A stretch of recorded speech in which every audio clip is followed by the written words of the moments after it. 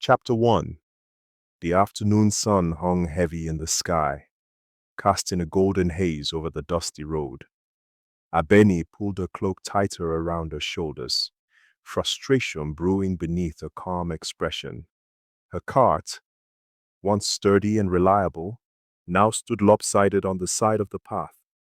One of its wheels shattered against a jagged stone. She exhaled slowly, keeping her composure. She was not a woman who panicked. Not even now, stranded on an unfamiliar road with no guards to assist her. Ahead, a small village nestled in the valley, its thatched rooftops barely visible beyond the trees. Smoke curled lazily from chimneys, and the faint sound of laughter and conversation drifted toward her. Perhaps fortune had not abandoned her just yet. Abeni dusted off her robes, rich violet fabric lined with gold embroidery, before stepping forward with measured grace. She walked into the village as if she belonged there, ignoring the curious stares of the locals. Her presence was an anomaly, no doubt. Her fine clothing and regal bearing made it clear she was not one of them. A group of villagers whispered among themselves, eyes flickering between her and the broken cart. A young boy, perhaps no older than 12, stepped forward hesitantly. "Are you lost, sister?" he asked, voice wavering. Abene smiled, though there was a sharpness to it. "Not lost, but in need of assistance. My cart is broken, and I require someone who can repair it." The boy looked over his shoulder toward the gathering of villagers. Murmurs passed between them before an older man stepped forward, rubbing his graying beard. "The only man with hands skilled enough for such work is Zuberi," the elder said. At that name, the villagers exchanged wary glances. Some looked away. Others tightened their grip on their tools.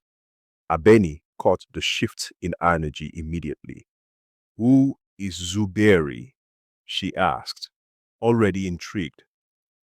"A man who prefers to be left alone," the elder answered, his voice cautious. "But if you need your cart repaired, he's your only option." Abeni studied the man carefully. Who was this Zuberi that the village spoke of with such hesitation?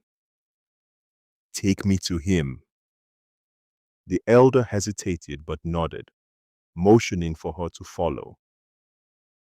They led her beyond the village, through a stretch of dense trees where the sun barely reached the forest floor. The path twisted into the wilderness, and soon they arrived at a modest hut made of stone and wood. Outside, a large blacksmith's anvil sat beside an open fire pit. Weapons and tools hung on wooden racks, all sharpened to deadly precision. Abeni's gaze flickered to the man seated in front of the fire. Zuberi. He was bare-chested, his dark skin gleaming with sweat from the midday heat. His muscles were sculpted, carved from years of battle and labor. His broad shoulders and strong arms moved fluidly as he sharpened the edge of a spear, completely indifferent to the world around him. The villagers stayed back as Abeni stepped forward. "Are you Zuberi?" she asked, her voice smooth yet firm. He didn't look up. "Go away." Abeni blinked, momentarily taken aback by the blunt dismissal. "I need my cart repaired." "Then find someone else." He continued, dragging the whetstone along the spearhead, uninterested in her presence. The villagers behind her shuffled uncomfortably. Clearly, they had expected this reaction. Abeni tilted her head, studying him. This was no simple craftsman. His presence was too commanding, his every movement precise, disciplined, a warrior, not a blacksmith. She stepped closer. I was told you are the only one who can help me. Zuberi finally paused, his dark eyes lifting toward her. They were unreadable, deep as the night sky. For a moment, neither of them spoke. Then he exhaled sharply and returned to his work. That is not my concern. Abeni narrowed her gaze. She was not used to being ignored. And what would make it your concern then? She asked, her voice taking on a challenging edge. He smirked faintly, but still didn't meet her eyes. Nothing you can offer me, woman. The villagers behind her tensed, expecting her to take offense. But instead of anger, Abene smiled. A slow, knowing smile. We shall see.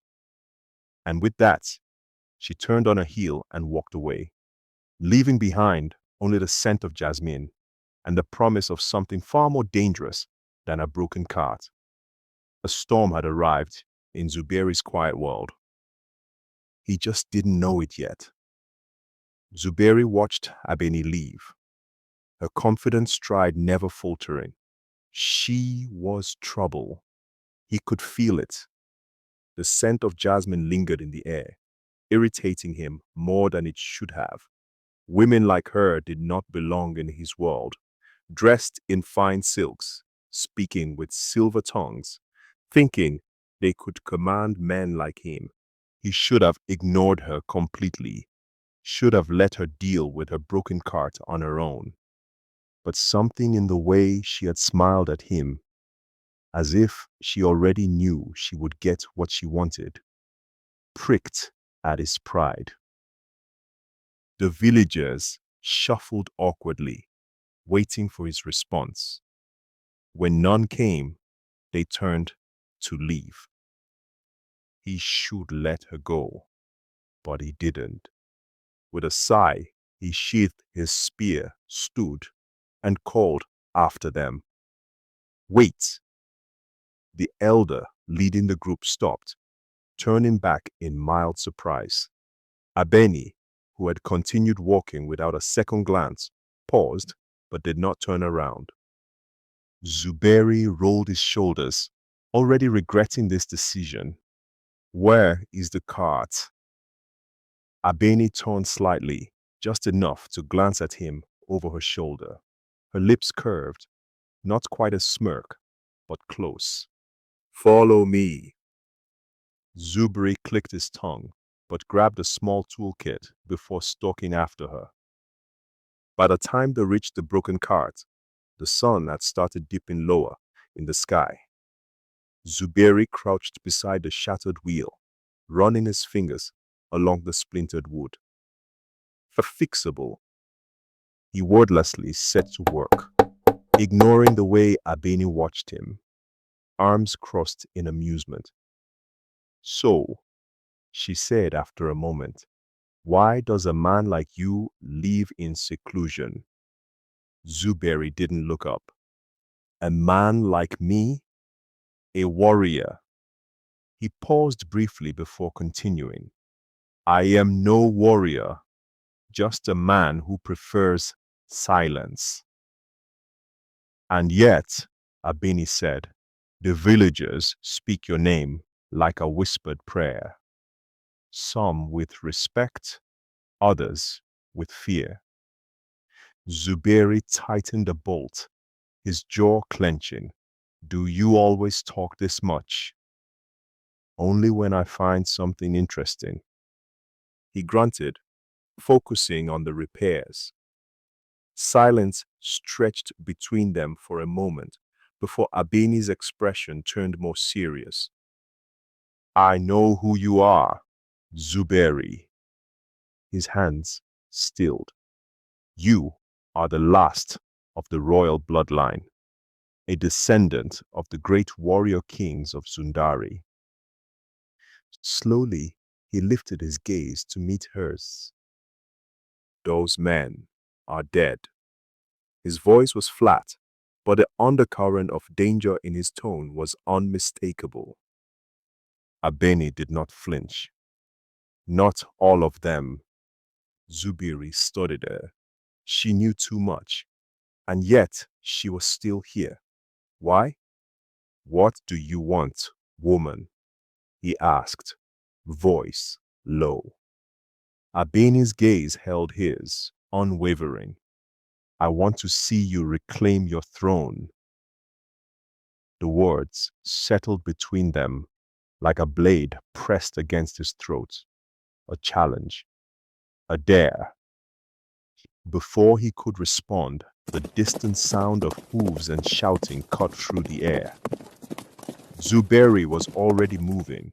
He grabbed Abeni's arm and pulled her behind him, eyes scanning the horizon. Dust rose from the road, the rhythmic pounding of horse hooves growing louder. The villagers, who had lingered nearby, began scrambling back toward the town, shouting in alarm. Who are they? Abeni asked, voice calm, despite the tension crackling in the air. Zuberi's grip on his spear tightened. He recognized those banners. The usurper's men. The men who had slaughtered his family.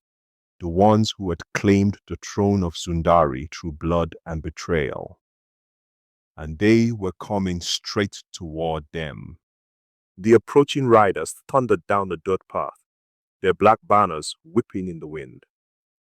Zuberi remained still, his fingers resting lightly against his spear, his expression unreadable. Abeni, however, studied him closely. There was no panic in his stance, no tension in his shoulders. He was calm, too calm. You don't seem particularly concerned, she murmured, stepping closer. Zuberi rolled his broad shoulders, adjusting his grip on his weapon. Worry is for men who lack options. Abeni arched a brow. And you have options. He turned his head slightly, finally looking at her. Yes, but so do they. What do you mean? Zuberi's dark eyes flicked toward the advancing soldiers. They can run or die. Abeni blinked, but before she could respond, the first of the riders reached them. The leader of the squadron, a scarred man with a hooked nose, pulled his horse to a stop, sneering down at them. His men fanned out, 18 in total, each armed and armored. You, the leader spat, pointing a gloved hand at Zuberi. We were told you might be here. Zuberi remained still. Then your informant is smarter than you. The leader scowled. You think you're clever. You're a dead man. Azago wants your head. Zuberi's gaze flicked over the men. He had fought worse odds. He had won against worse odds. Abeni, to her credit, stepped closer to him and whispered, This would be a good time to tell me you have a plan. I do, Zuberi murmured back. And that is, kill them. Before she could reply, the leader swung his sword down toward Zuberi's head. Zuberi moved like a shadow. He sidestepped the strike with unnerving ease, twisting his spear in his grip. With a single, brutal thrust, he drove the spearhead into the leader's throat, piercing through muscle and bone. The man choked, gurgling as blood spilled down his chest. Zuberi yanked his weapon free and let the body drop unceremoniously to the ground. The rest of the soldiers stared in stunned silence. Then chaos erupted. Zuberi never rushed. He moved, with the precision of a man who had seen death too many times to be surprised by it. One rider charged forward. Mistake. Zuberi crouched low and swung his spear upward, catching the man's horse across the chest. The beast reared back, throwing its rider. Before the man even hit the ground, Zuberi was already there, driving the spear through his heart. Another soldier lunged with a curved sword. Without flinching, Zuberi stepped aside, caught the man's wrist, and twisted. A sickening snap. The sword clattered to the ground, and the soldier barely had time to scream before Zuberi's boot caved in his skull. "You are enjoying this, aren't you?" Abeni called, watching as he dispatched another attacker with a precise thrust to the gut. "No," Zuberi replied, kicking the dying man off his spear. "I dislike incompetence." Abene smirked. "I think you dislike breathing men in general." Despite the carnage, Zuberi was calculating. He had already studied the battlefield. 3 men dismounted, circling him with spears. Zuberi stepped back toward a fallen enemy, his foot hooking beneath a discarded sword. With a sharp motion, he kicked it up into the air, catching it mid-spin. 3 against 1, one of the soldiers sneered. Zuberi tested the balance of the stolen blade in his hand. "Perfect. You should have brought more men." The first attacker lunged. Zuberi ducked low, severing the man's leg at the knee. The soldier crumpled, screaming. The second charged from the side. Zuberi pivoted, using the dying man as a shield, letting the spear, meant for him, impale his own comrade. The last man hesitated. Zuberi's eyes locked onto him. The soldier panicked. He turned and ran. Zuberi didn't bother chasing him. He knew what would happen next. Sure enough, a sharp whistle caught through the air.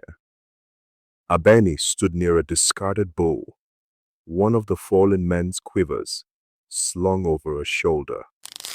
She had already loosed the arrow. The fleeing soldier collapsed with a shaft buried deep in his back. Abeni tossed the bow aside. Zuberi merely grunted, wiping blood from his blade. The battlefield fell silent. 18 men had come. 18 men lay dead. Zuberi looked at Abeni.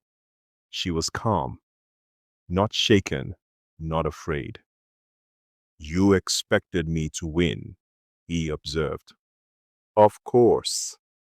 Abeni stepped over a corpse, brushing dust from her robe. "Why else would I be here?" Zuberi studied her for a moment, then turned back toward the village. "I'll fix your carts," he said. Abeni followed, a triumphant glint in her eyes. "And after that?" she asked.